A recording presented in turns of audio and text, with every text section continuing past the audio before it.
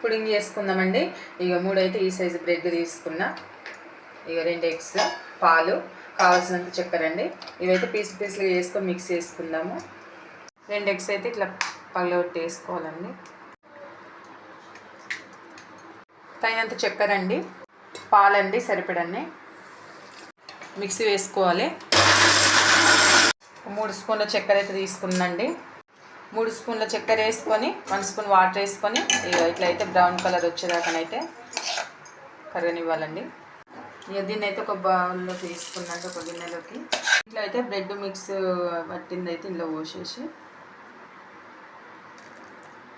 ఒక బగోని తీసుకొని అందులో అయితే వాటర్ పోసుకొని నేను టిఫిన్ బాక్స్ మూత అండి ఇంట్లో మధ్యలో పెట్టేసిన. ఇది పెట్టేసిన ఇక పెట్టి అయితే ఇట్లా మూత పెట్టిన ఇక ఉడకనిస్తామండి. పుడింగ్ అయితే రెడీ అయిపోయిందండి. చూద్దాం. చాలా బాగా వచ్చిందండి. ఫస్ట్ టైం చేసినాం కానీ